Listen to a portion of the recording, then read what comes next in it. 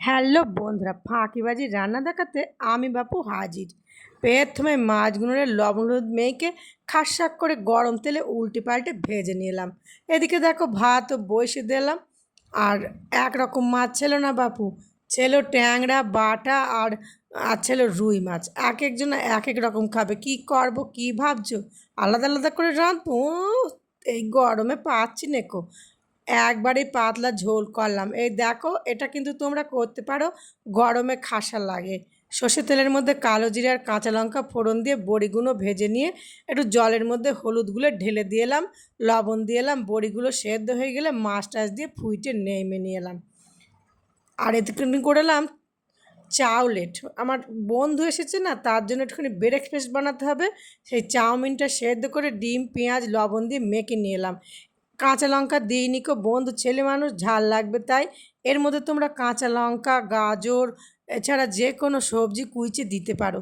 দিয়ে যে অমলেটের মতো তেল ছড়িয়ে হাতায় করে দিয়ে ছড়িয়ে দিয়ে উল্টে পাল্টে নেমে নিলাম। আর করলাম ফাঁকিবাজি আলু চচ্চড়ি।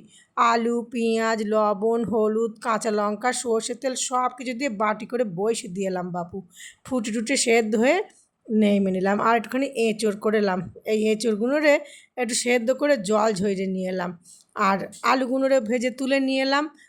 আমার এই ফাঁকিবাজি রান্না আমি বহুদিন ধরে বাপু ফেসবুকে দিতাম, তা ফেসবুক আমারে পছন্দ করলো না, বারবারই আমায় নানা রকম সমস্যার মধ্যে ফেলছে। সেই জন্য আর ফেসবুকে পোস্ট করছি না কো। আমি এখন থেকে ইউটিউবে পোস্ট করছি। তা ফেসবুকে তোমরা যারা দেখতে আমার এই ফাঁকিবাজি রান্না, দয়া করে একটু দেখো, তাহলে একটু উপকার হয়। যাই হোক, সময় কাটানোরও তো একটা ব্যাপার আছে। মানসিকভাবে খুবই বিপর্যস্ত, কিচ্ছু করার নেই। সব কিছু মেনে নিয়ে আবার নতুন করে এই ইউটিউবে শুরু করলাম ফাঁকিবাজি রান্না দিতে। তা রোজ হয়তো পারবো না কো, একদিন অন্তর একদিন দেবো। এই যে এঁচোড়টারে মশলা টশলা দিয়ে কষে আলু টালু দিয়ে কষে খাসা করে জল ঢেলে ফুটে নেব আর কি। তা সেই কষানোটা তোমাদের একটু দেখে দিলাম। আর তোমরা হয়তো ভাবছো যে বাবা এই রান্না করেছে, আমাদের আবার শিখাতে এইছে। শিখাতে আসিনি বাপু, দেখাতে এইছি যে আমি কি কি রান্না করলাম, কেন ধারা করে রান্না করলাম ফাঁকিবাজি করে, সেইটাই তোমাদের দেখে দিলাম। এই যে এঁচোড়টাও ঘি চিনি ছড়িয়ে একটু নেমে নিলাম। আর একটু চিকেন করলাম, সেও ফাঁকিবাজি করে, খুব একটা ভালো করে করিনি কো বাপু। ফোড়ন দিয়ে পেঁয়াজটা ভেজে নিলাম আর চিকেনটারে আগে থাকতেই মশলা মেখে রেখে দিলাম। আর পেঁপে আলু সব দিয়ে একবারে কষে জল ঢেলে দিয়ে এলাম। যাই হোক, তোমরা দয়া করে আমার এই ভিডিওখান দেখো, আর যদি ভালো লাগে একটু কমেন্টে যেইনো।